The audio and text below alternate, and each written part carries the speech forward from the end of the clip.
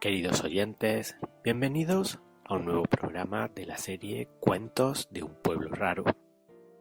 En este especial de Hanukkah queremos relataros la historia de los macabeos para poner en contexto histórico la fiesta de las candelas. Desde Sefarat, desearos a todos feliz Hanukkah, Hanukkah Sameach.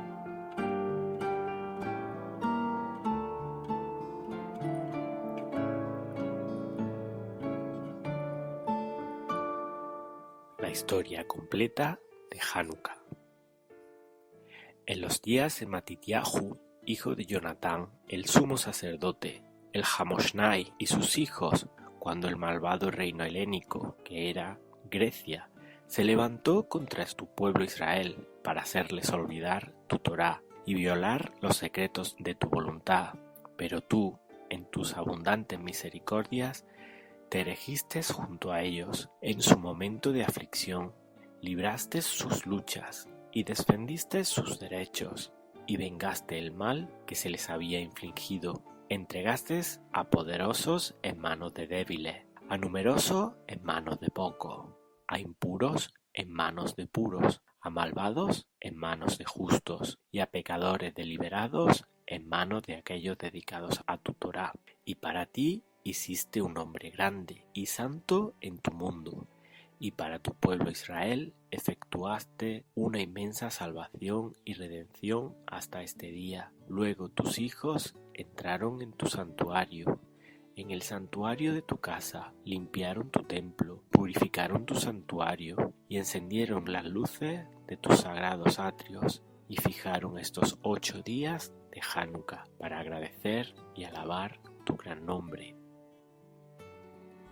Hace más de 2000 años hubo una época en la que la tierra de Israel formaba parte del imperio sirio, siendo gobernada por la dinastía de los Seleucidas. Antíoco III, rey de Siria, estaba en guerra con el rey Ptolomeo de Egipto por el dominio de la tierra de Israel. Antíoco III resultó vencedor en la batalla y anexó la tierra de Israel a su imperio. Al comienzo de su reinado se mostró favorablemente dispuesto hacia los judíos y les acordó ciertos privilegios. Más adelante, sin embargo, cuando fue derrotado por los romanos y éstos le obligaron a pagar elevados gravámenes, la pesada carga recayó sobre los diversos pueblos que conformaban su imperio, a los que obligó a proporcionarle el oro cuyo pago le habían impuesto los romanos. Tras la muerte de Antíoco, le sucedió en el trono su hijo Seleuco IV, quien oprimió aún más a los judíos. A las dificultades externas debían sumársele los peligros que amenazaban al judaísmo desde su fuero interno. La influencia de los helenistas, aquellos que aceptaban la idolatría y la forma de vida de los sirios, iban en constante aumento. El sumo sacerdote, Johanán, entrevió la gravedad del peligro que significaba para el judaísmo la penetración de la influencia siria en Palestina. Ello debido a que, contrariamente al ideal de belleza exterior que idolatraban los sirios, el judaísmo sustenta el ideal de la verdad y la pureza de orden moral, colocándolo por encima de cualquier armonía física y material, tal como lo ordena Hashem en su sagrada Torá. El pueblo judío jamás podrá renunciar a su fe en Hashem para aceptar la idolatría de los sirios y los griegos. Por eso, Johanán se oponía a todo intento por parte de los helenistas judíos en introducir las costumbres griegas y sirias en su territorio. Indudablemente, tal enérgica oposición debía, tarde o temprano, devenir en algún desastre. Y así fue. Los helenistas lo aborrecían, y uno de ellos informó al comisionado del rey que en el tesoro del Beit Hamikdash, templo, había gran cantidad de riquezas. Estas riquezas del templo estaban formadas por los dineros del medio shekel con el que todo judío adulto contribuía anualmente. Dicha contribución estaba destinada a solventar los sacrificios que se ofrecían en el altar, así como para la conservación y el mejoramiento del edificio del templo. Otra parte del tesoro estaba formada por el fondo de los huérfanos, dinero que ellos habían heredado y que se depositaba allí hasta que cumplieran su mayoría de edad. Seleuco necesitaba dinero para pagar a los romanos y éste estaba en el templo. Sin pensarlo muy detenidamente, envió a su ministro Heliodoro a retirar el dinero del tesoro del templo. En vano le rogó el gran sacerdote Johanán que no lo hiciera. Heliodoro no le prestó atención y atravesó la puerta del templo, pero al punto palideció de miedo, se desmayó y cayó al suelo. Cuando recobró el sentido, ya no se atrevió a entrar de nuevo. Poco tiempo después, Seleuco fue asesinado y su hermano Antíoco IV comenzó a reinar en Siria.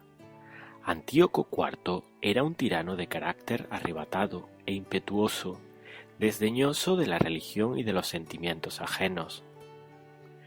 Fue llamado Epitanes, que quiere decir el amado de los dioses, tal como varios reyes sirios recibieron títulos semejantes.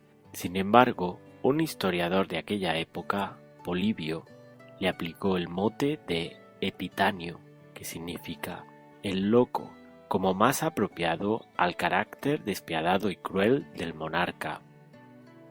En su deseo de unificar a su reino mediante la implantación de una religión y una cultura comunes para todos, Antíoco trató de arraigar el individualismo a los judíos al reprimir todas sus costumbres.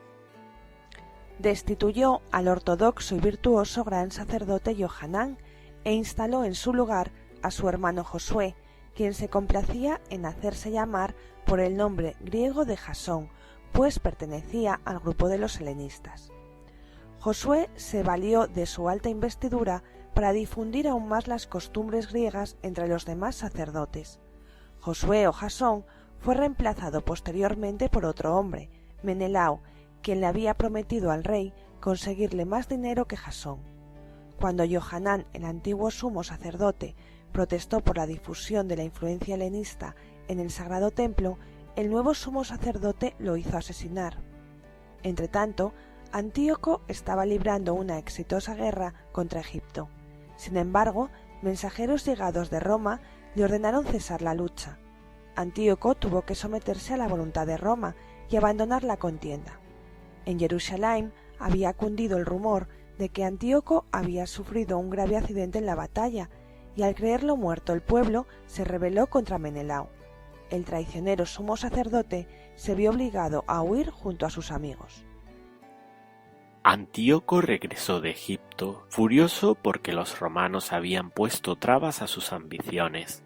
Cuando se enteró de lo ocurrido en Jerusalén, lanzó todo su ejército sobre los judíos.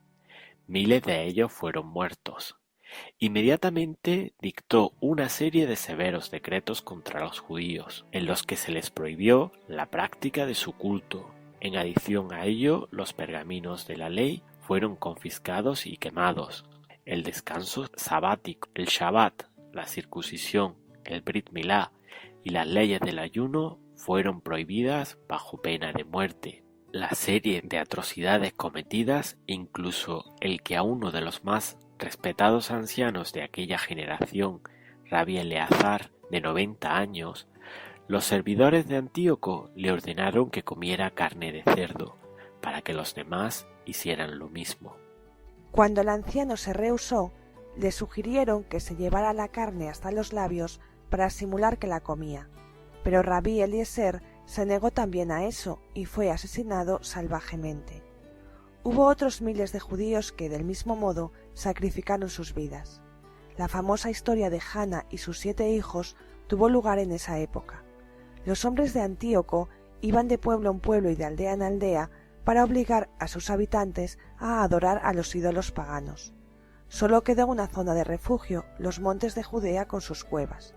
Pero aún hasta allí persiguieron los sirios a los fieles judíos, y muchos fueron los que ofrendaron sus vidas como mártires. Un día, los secuaces de Antíoco llegaron a la aldea de Modiim, donde vivía el anciano sacerdote Matitillahu. Cuando el oficial sirio mandó construir un altar en la plaza pública de la aldea y exigió a Matitillahu que ofreciera sacrificios a los dioses griegos, éste replicó: «Mis hijos, mis hermanos y yo estamos decididos a permanecer fieles al pacto que Hashem hizo con nuestros antepasados». De inmediato se aproximó al altar un judío helenista con la intención de ofrecer un sacrificio. Matitillahu empuñó una espada y lo mató. Los hijos y amigos de Matityahu se arrojaron sobre los oficiales y soldados sirios. Luego de perseguir a los demás, se dedicaron a destruir el altar.